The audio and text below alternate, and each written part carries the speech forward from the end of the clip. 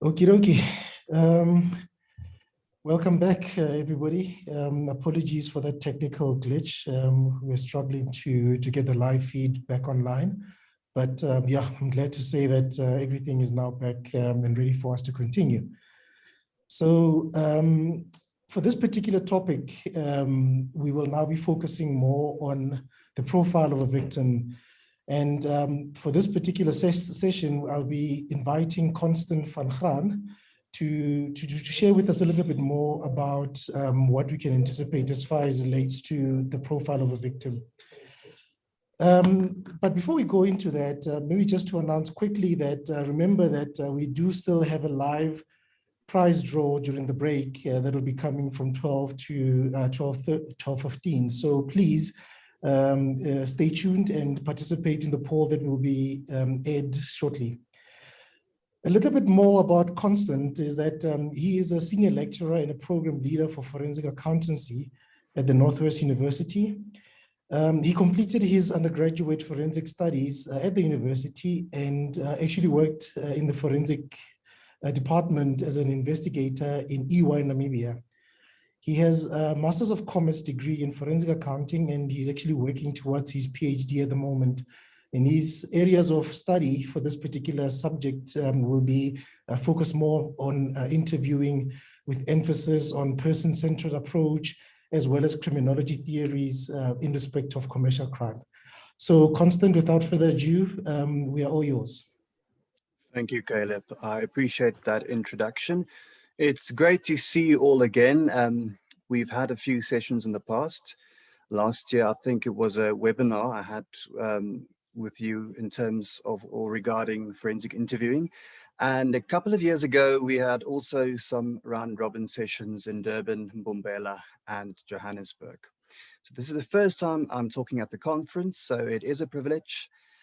I promise you from the outset, because I know some of you, I can feel it from where I'm sitting, some of you realizing I'm talking that, oh, not him again, about forensic interviewing. Please, we already get the idea. The person-centered approach is a cool approach.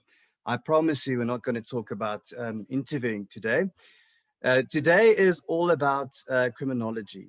And once I'm able to share my screen, if Chris can just help me in that regard.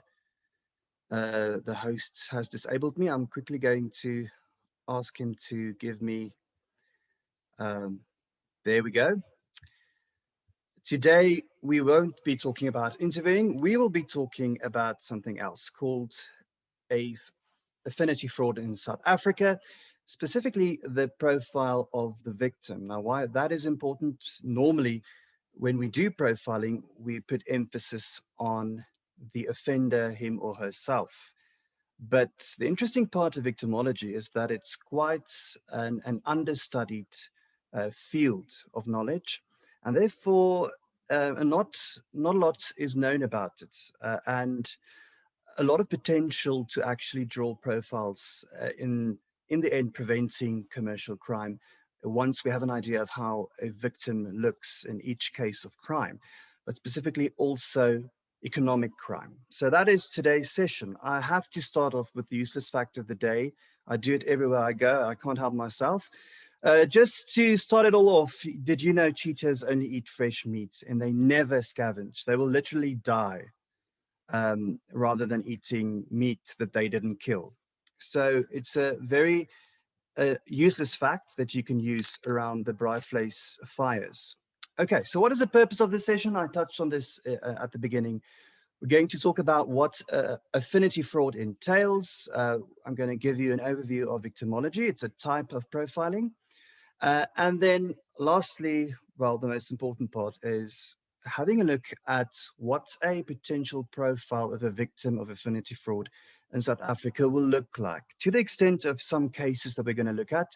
Again, it's not widely known, this field of study, victimology, and specifically also not affinity fraud in South Africa, but we've started with that research, and that is what I'm here today to talk to you about. Before we start off with that, yes, let's talk about affinity fraud, the core of it all. Now, the whole reason I was drawn to forensics, or actually decided to do postgraduate studies, was after a session with the world-renowned Dr. Irma Labuschagne. Um, she was a criminologist who was known to get vital information about the types of criminals who specifically did a variety of crimes, including economic crimes, but also more violent crimes as well. And in this session, she said one thing that stood with me throughout the years, and that's the idea that we must never think that white-collar criminals or economic criminals are more ethical than murderers and rapists. Now, I know we all know this now because we work in the field, so we know this. We know some of the most heartless people are actually economic criminals. But she specifically referred to those individuals who commit fraud in terms or against groups, and that links with affinity fraud. So if we have economic criminals who cipher their plans towards groups, we have a situation where affinity fraud is probably taking place.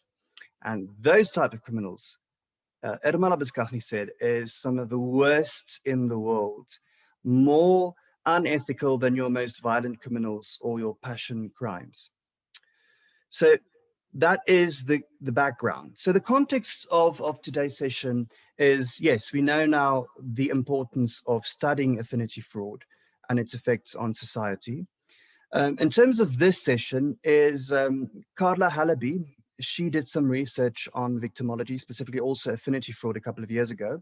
She's an excellent forensic accountant in her own right. I talked to her at this the previous week, and she informed me that she couldn't be at these sessions at the ICFP. However, it's important to name that she initiated this study at the start. I elaborated more on that. And just again, a side note is that we're busy with some interesting work, not only on the profiling of some of these economic criminals at the Program for Forensic Accountancy. But we've also had some great developments over the years, some great relationships with clinical psychologists, including Joel Mbele, from Pretoria, and Dr. Henk Swanepoel, who's now heading a psychiatric hospital in Bristol, the UK. And one of the studies we're actually busy with is with Clarissa Slubbert. She's actually here today. And her master's is about the link or the influence of ADHD on a forensic interview. That is a very interesting, the type of study she's busy with. And I believe we'll get some vital information of what to do in circumstances when a person who has ADHD is actually the main suspect. So a variety of psychological and social aspects that we're taking into account with our research, despite all the other fields that we are busy with. So that's just the context. If we talk about affinity fraud, I don't think it's a term that is so widely known, but one can initially think of the words investment fraud because that's what it comes down to. So it's, if you hear the word affinity fraud, it links with investment fraud, and we're going to talk about that in just a short while. So again, we know investment fraud is a subcrime of economic crime. Most of us have already investigated some sort of type of investment fraud in our careers. And the crux there is the fact that there is risk to the victim in terms of his or her risk position and future spending patterns. So if we have an individual who deceives another person regarding his or her risk position, spending patterns in the future, what that person might spend his or her money on, then we're dealing with investment fraud. That's the crux, that's the basis of it all. And it's used to deceive people in terms of this risk position in order to gain unfair advantage. Okay, so that's just some academic talk. Affinity fraud is the following: when we have investment frauders or fraudsters who target certain group of victims, and that is affinity fraud. So if we talk about somebody who commits investment fraud, but their focus is on this group, which we talked about in that example with Dr. Irma Labuschagne, it's affinity fraud. And we know these investment schemes have become very complex over the years. We've known throughout the years that we've tried to lessen the impacts of this type of crime through media and trying to eagerly get people to participate in programs to stop people from falling for these scams, but it doesn't seem to work. So again, it's important to have an in-depth look at affinity fraud. Now, affinity fraud will link with a variety of investment schemes, Ponzi schemes, pyramid schemes. So those two are obviously illegal types of activities. It might link initially with stokvels and some of these multi-level marketing schemes. But once people lose money and there's an element of fraud and misrepresentation, it will lead to these other types of schemes. So I'm not going to go into the difference between a pyramid scheme and a Ponzi scheme. And most of you know it. Pyramid schemes always has this investment that has to be brought forward by the foot soldiers to other potential investors, whereas Ponzi schemes is normally one big shareholding, and it's not necessarily expected of you to resell the investment. So normally when we hear these unbelievable claims of 200, 300% return, it's normally an indication of a Ponzi scheme, whereas a pyramid scheme will ask you to gain more investors for the greater scheme of things. So if we refer to an example, a pyramid scheme is where you're giving this right to invest to new investors. People have to do the groundwork and have to search for new investors. Very straightforward. And here's an example of one type of affinity fraud, which was a pyramid scheme. In the 1980s, we had the Nieuwhout case, the Kibuskwekerij. That was 140 million rand fraud, and it focused on poor Afrikaans individuals. And I think most of us will remember what it entailed. It was those powder patches, packets called activators. And you had to buy it for 30 Rand, and then you had to add the powder to milk, wait for this powder to create some sort of foam or new layer on the milk. And the investors had to harvest it, dry it out, and then again resell it to this firm or this entity, Kibuskwekerij. And then he would agree to pay 10 Rand to investors for each unit of dried powder. And then it would just, the cycle will go on with new investors until there were no new investors and it collapsed. So just again, the context, typical take on affinity fraud, because in that instance, if you refer back to that, Nieuwhout's focus was on that Afrikaans individuals. It was a group of Afrikaans individuals. We're going to look at another type of affinity fraud in just a short while. So that is the first aspect of today's session.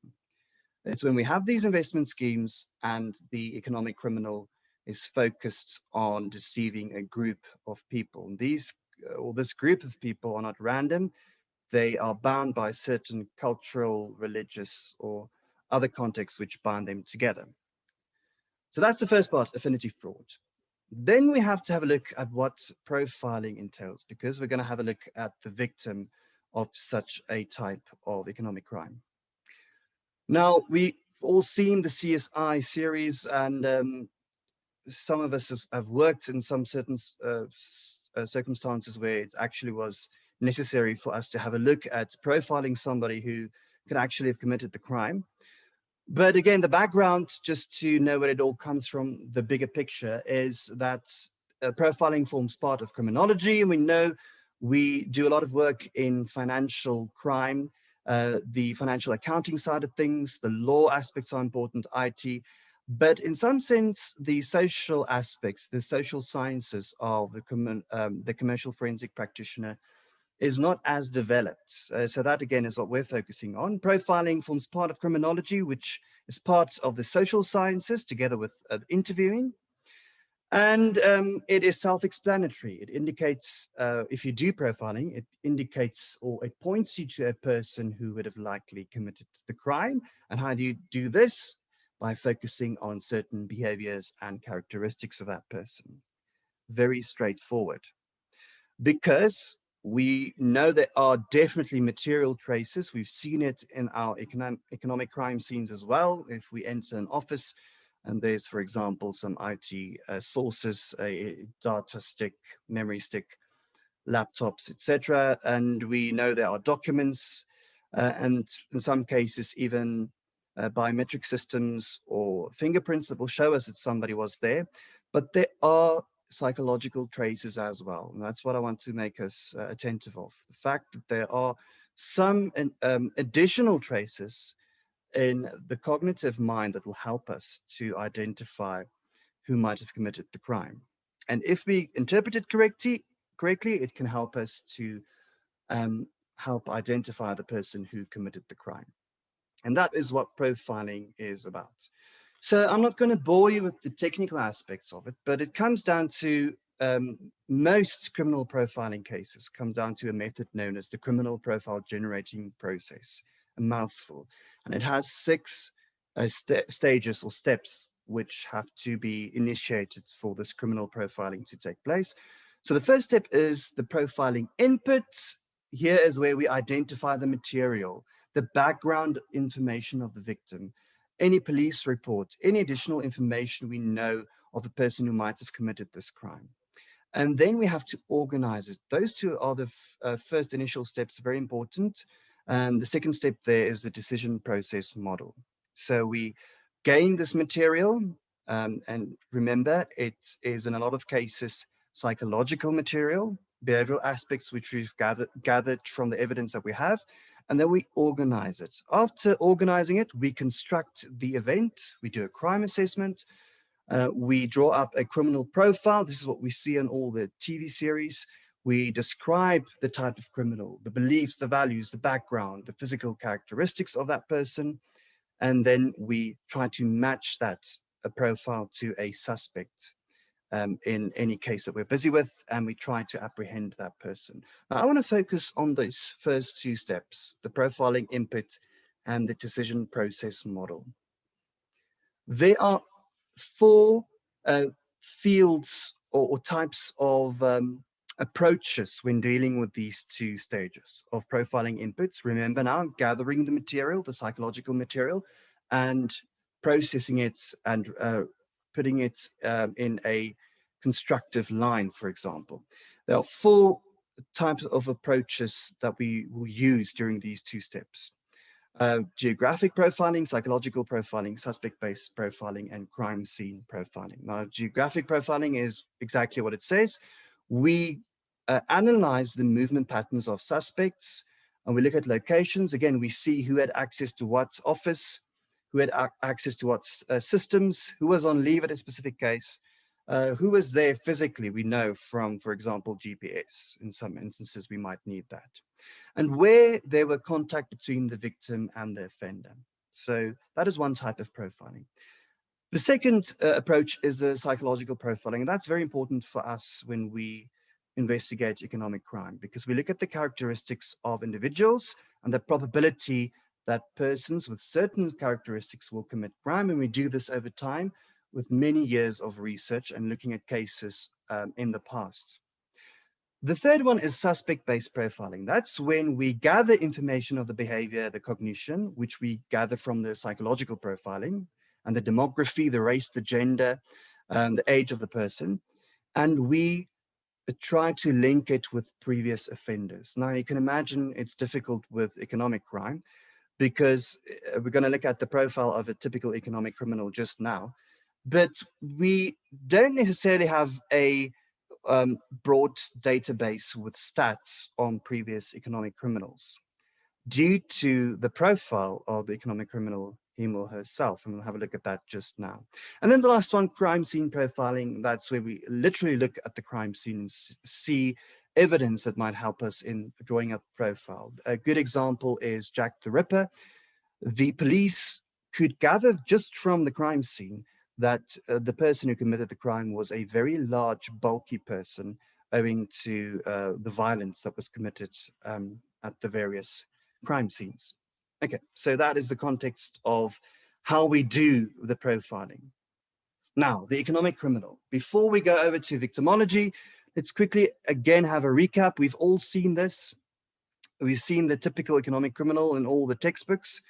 Again, it's difficult to establish in South Africa. We are a very diverse nation. It's very difficult to draw up a typical profile of an economic criminal. And the US studies will tell you the following. It's normally a male, aged about 47 with about 15 years of education, who had usually never committed any other crime. And that is the crux. If we refer back to the previous slide again, we can't do suspect-based profiling if the person has never committed crime before.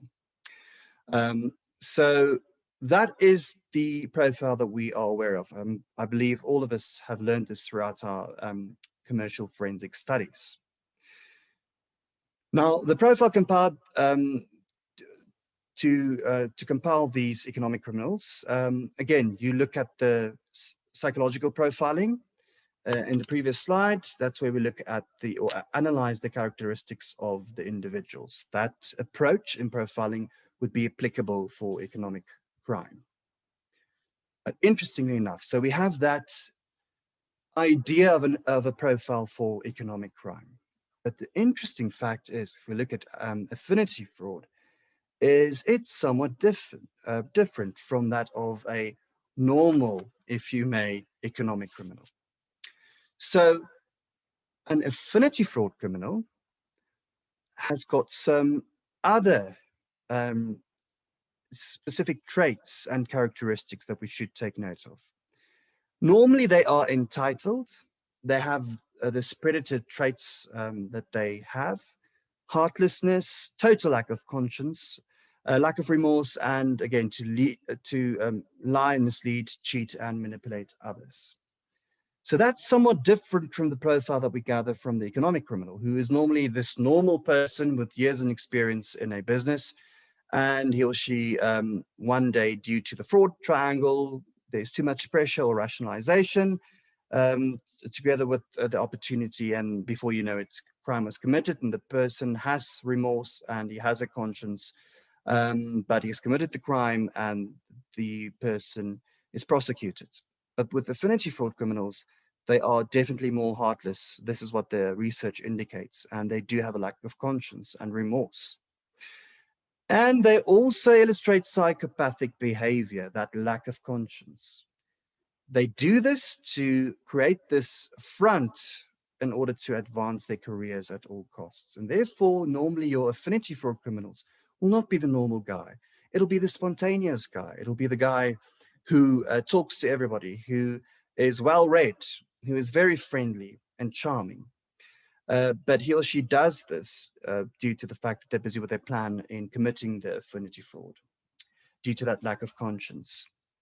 They are very willing and able, they've got the skill to actually interpret the victim's verbal and nonverbal body language. So they're very good at that, and they prey on the person's weaknesses.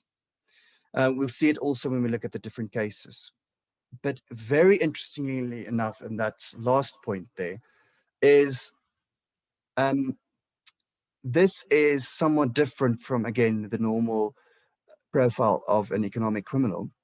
Affinity fraud criminals will resort to aggression and violence in order to prevent fraud schemes from being exposed. So very interesting that it definitely shows us that we might have a different approach that we have to apply when we investigate affinity fraud. Now, a word that is central when we investigate affinity fraud is the word trust and comfort, because again, these criminals focus on the weaknesses and the behaviors, but specifically the weaknesses of individuals, and they will gain trust in order to focus on that weakness of a person. So we'll see it in a variety of ways. For example, they will normally say they belong to a professional organization. And once you go and do further investigation, that organization doesn't exist, or that person does not have the membership. They will be or appear to be very sincere, and in a lot of cases, most of the cases, very religious, depending on the type of group that they're focusing on. And they will be very benevolent towards donating to charitable causes. Whether they really donate the money, it will depend on the certain circumstances, but they'll always let the groups know that they are targeting, that there are this generous, sincere persons who donate money to charitable causes. And then a very unique trait of this affinity fraud criminal is they always try to earn the trust of a leader of a group. So they won't focus initially on the ground workers, the foot soldiers. They'll focus on the head of the organization. We see it a lot of times in cases where affinity fraud is committed against churches. You'll see the leader, if he shows any type of weakness, that person who commits the affinity fraud will definitely focus and zoom in on that weakness of the leader. Because once he's able to make the group leader vulnerable, it ciphers down to the rest of the members. And we've seen that a lot of cases where a pastor or a priest will actually boast and try to put emphasis on the work that this affinity fraud criminal is dealing with, and encourage people to actually become part of his schemes.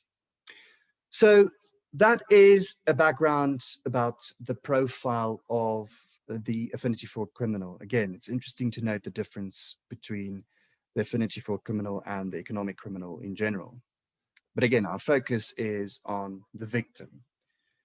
Again, self-explanatory. Victimology focuses, instead of the offender, it focuses on these traits, these behaviors, the age, the lifestyle, the criminal record, the past victimizations of the victim and not the offender. And again, not a lot of research done about victims in general, not only in economic crime, but also in other crimes, violent crimes as well.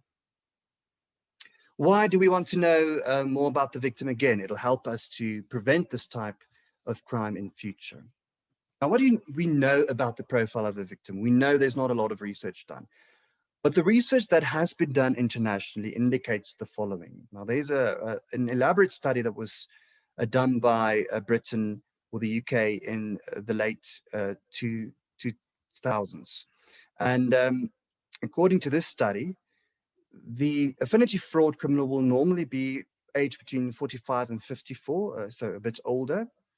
They will normally have income of above 50,000 euros. So the more affluent, wealthy type of person who is the victim. And also the income will be below 10,000 euros in some instances. So we are dealing with affluent people who are the victims, but we're also dealing with people who actually are in the lower income groups, who are actually considered being poor. Very interesting. So no middle from the British research that has been done. And also there, the second bullet point, normally professional people, wealthier people, rather than people with no money, obviously, they don't have money to give away, or people with routine occupations. And that's the middle class, normally have routine occupations. They are normally not victims of affinity fraud, specifically now, according to the UK study. And then in America, there's a very significant case. We've all heard about the Bernie Madoff case. And there, his victims are normally also very rich individuals, but also some nonprofit organizations who really needed the money. So, but again, there's a missing middle. Now we come to South Africa. What do we know? We don't know a lot. I'm going to start off there. And this is not a PhD study. This is initial study to get us on the right track to elaborate on this profile of a victim, to hopefully in the near future have an elaborate profile which we can use across board in the forensic world, but also entities in general to warn people, the general public, against affinity fraud. We're going to look at three cases: the Frankel Chemicals scheme, the Miracle 2000 scheme, and the Creon scheme. Okay, so the Frankel Chemical scheme, that was Barry Tannenbaum. He's a grandson of Jaime Tannenbaum, who started off the largest pharmaceutical company at Gog Ingram. So what Barry did, he used the fame of his grandfather to start one of the biggest Ponzi schemes in South African history, the Frankel Chemical scheme. So he boasted a lot about his grandfather being Jaime, and who started at the pharmaceutical giant.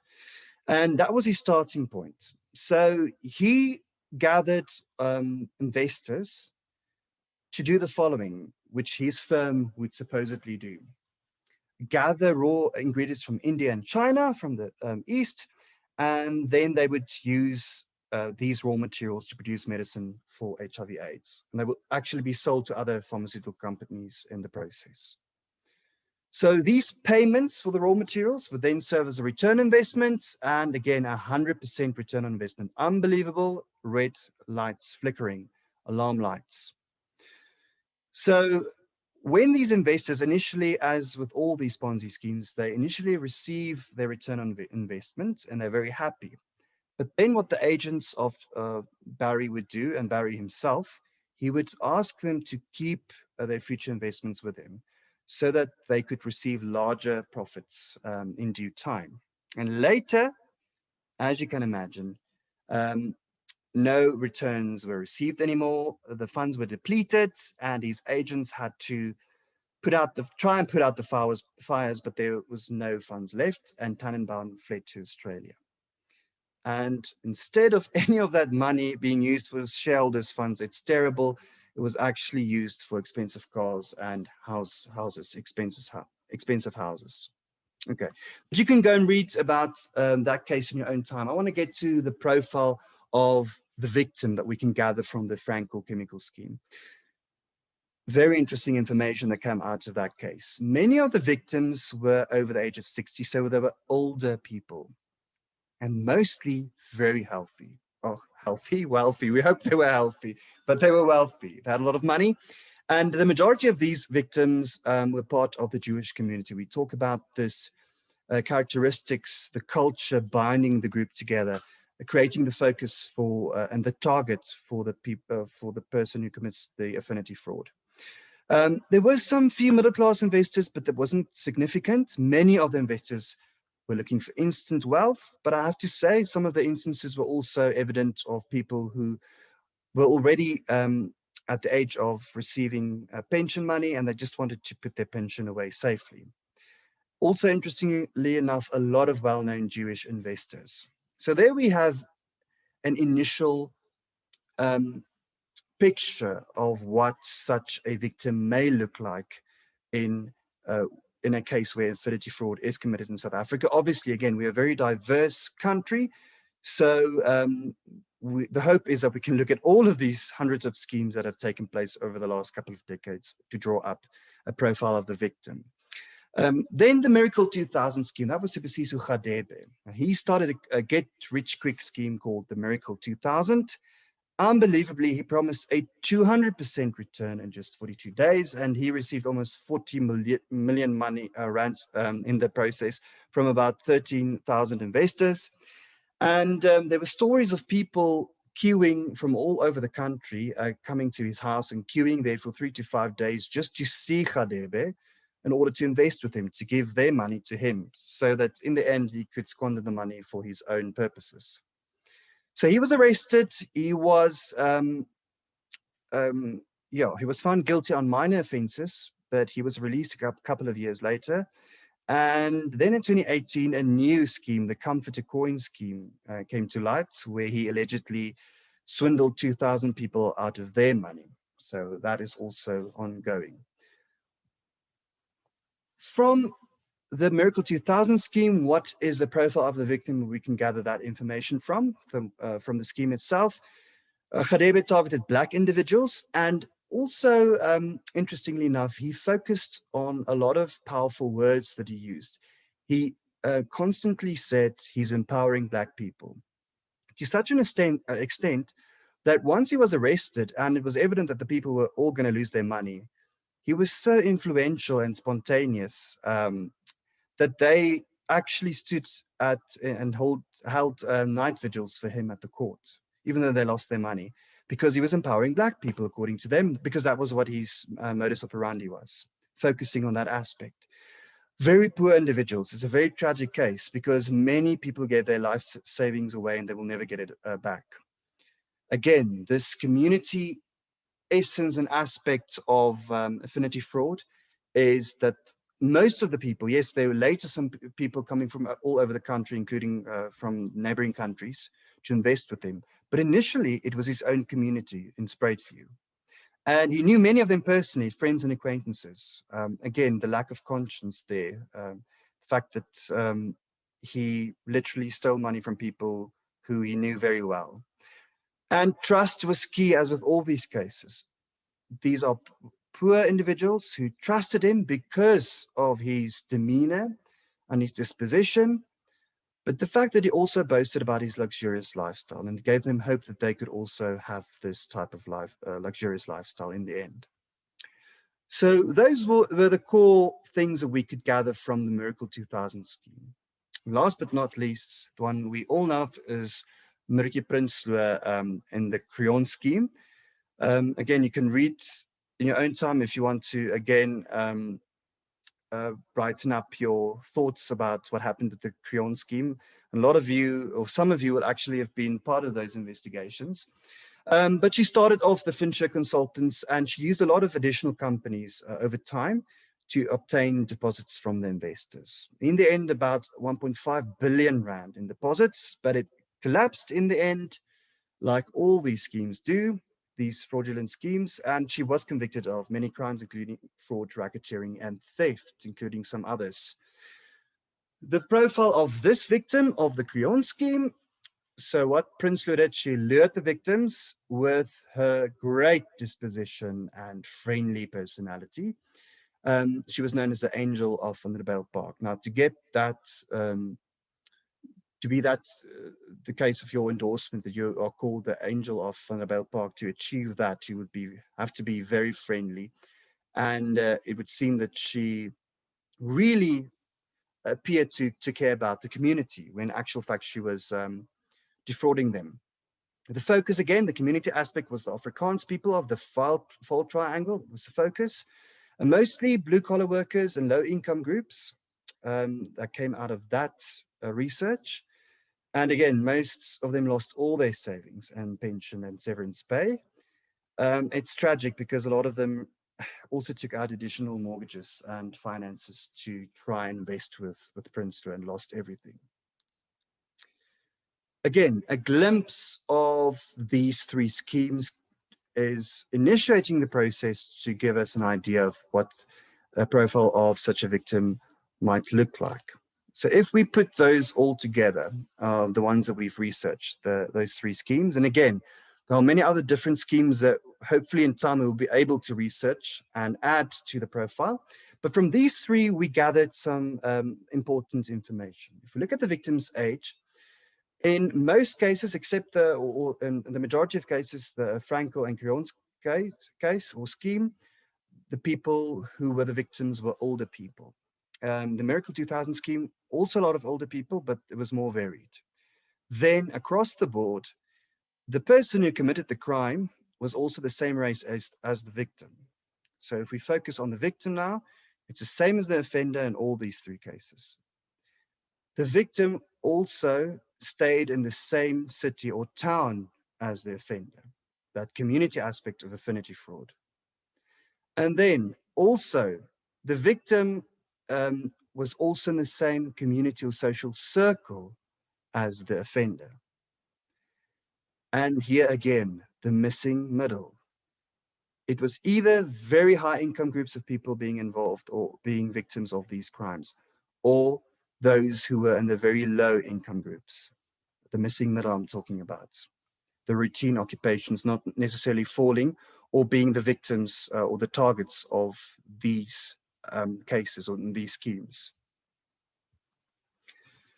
So that was just a general summary. If we take some additional general aspects into consideration, the poor people, the poor victims, the people in the lower income groups were obviously very desperate. And those who were very wealthy was in search of more wealth, or they wanted safe investment for their pension funds, either one of them. And then victims usually were very uninformed regarding the fraudulent schemes involving these organized schemes such as pyramid schemes and Ponzi schemes. So there was no official information that they knew of regarding how these schemes worked. So again, a lot of work to be done by us to try and inform the general public of what not only the offender looks like, but again, what the victim might look like, and that the person that we're talking to might be that specific victim in the near future. So that is the core of what I wanted to tell you or talk to you about today, is the very important research regarding affinity fraud. And again, I hope we can develop this research, because this is just a snippet of the whole picture. It's a start, but we can do a lot more. What can we do with this? If we have this profile of the victim, it can be very valuable, obviously, for the general public awareness, warning people in general to be vigilant. But it might also be of significance for our insurance companies to assess the risk for some of their clients, as well as the banks. Obviously, the banks would not want their clients to pay over money to all these schemes while knowing that they're going to lose all of the money. Also, additional mortgage and bonds going through to actually invest in these schemes. So a lot that we can do with this information in the end if we have this profile. And then the last thing I want to touch on, I see I have 2 minutes left, and then Caleb will take over. But the prevention in the end comes down to the warning sign, and that we can link when we talk about public awareness, and some of these other entities would like to know how the affinity fraudster looks like, how the profile looks like. Some of the warning signs, those are evident from the research, is there's always some sort of promise of large profits, those 200 and 300% returns.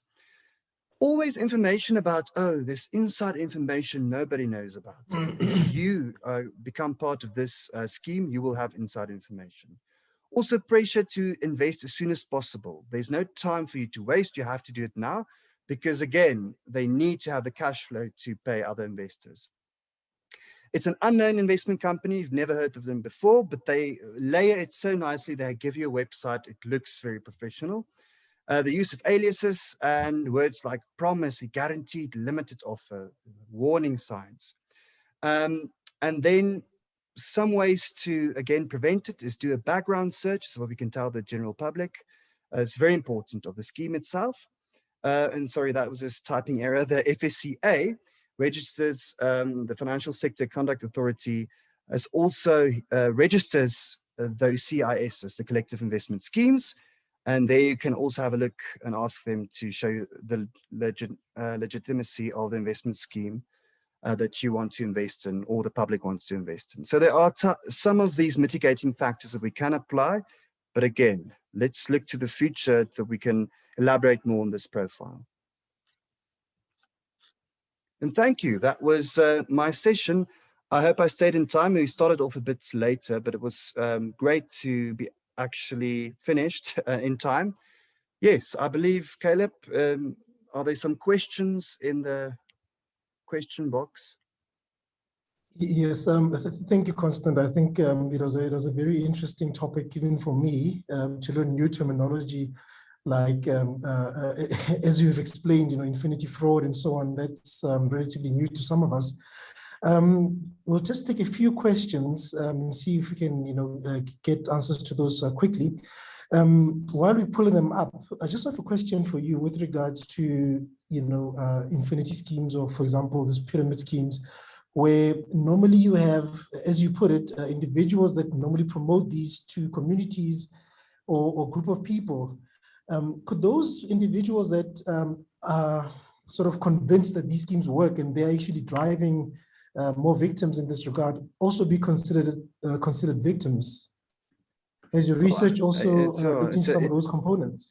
No, we haven't, but that's a very good question, because you actually have to go and have a look at intent in the end. Were they fooled as well in the process? Were they in on the scheme? It'll depend on each circumstance. But that's a good question, because again, the leaders of the community drive and are essential chains in this whole chain of reaction that happens as part of the whole process of affinity fraud. So it's a good question to ask. And I believe, again, with the traits of of the affinity fraud criminal, it's very difficult. It will be difficult to distinguish because normally, again, they show narcissistic and psychopathic behavior. It's very easy for the strongest person to actually become swept over by their charm. So we also have to take into consideration. I see there, Gabrielle also asked that question. Is there a correlation between affinity fraud and narcissists? Definitely. And that's where the link between psychopathic behavior comes in. A person totally self-involved, narcissistic, and has general characteristics of a person with charm, but again, for his or her own means in the end. So definitely a correlation there. Yeah. No, thank you.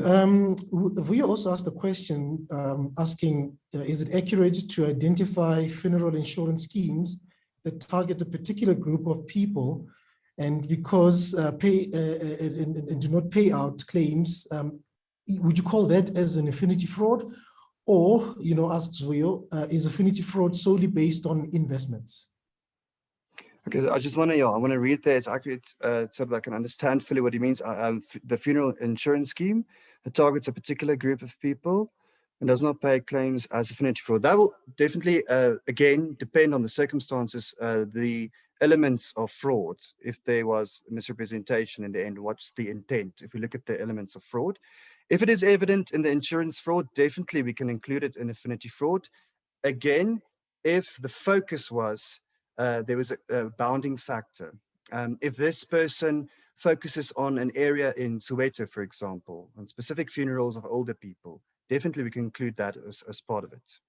Not solely based on investments, so definitely we can include funeral insurance as well. All right. I have a question for you, Constant.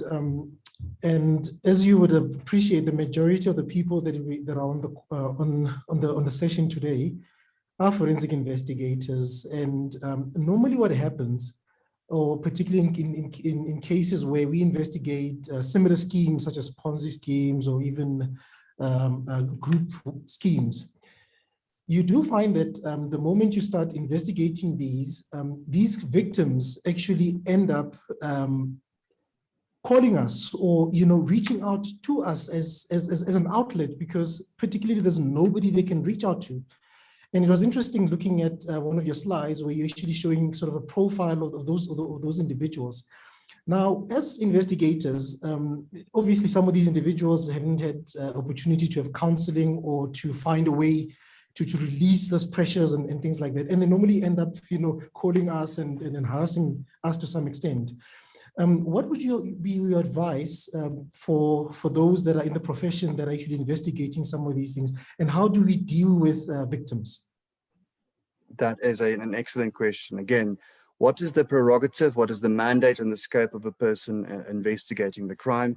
It's not there to counsel people at all. So I understand the frustration in the end, but you also have to have empathy for the situation. Again, people losing all of their money, all of the funds in some instances. So it's so difficult, and I've actually experienced it as well. People phoning you the whole time because they've lost everything, and what now? And again, that is where, and again, there's no, it's not the normal case where you have fraud at an entity and the entity has to stand in for difficult questions. The entity doesn't exist anymore because the entity is the criminal and he has fled. So there's no middleman to comfort and support these people. And so the question remains is how would you go about your prerogative? The focus will have to be the investigation, but there's definitely scope to do additional research of how do we comfort these people, and perhaps again this would align with not only the preventative measures that we're trying to put in place, but also a structure of what do we do once these massive scale of fraud, affinity fraud, has been identified. What structures can be put in place by which organizations? Because again, no private individual will have to take responsibility. No private entity will have to take responsibility towards these people. So again, that should be a social issue with social workers and the government at large. But again, that's a great question, and I believe it's also an area which we can look at in future. Okay. Well, thank you very much, Constant. It was very informative, and I think we'll leave it there for now. The session is now going to wrap up. We would ask everyone to please enter the other session, the next session, which is the comfort break. This is when the prize draw will happen. So we encourage everybody to please join that the next session at 12 o'clock. Thank you very much. Thank you, Constant. Looking forward to some more engagement in future. Thank you. Thanks for the time. Thank you.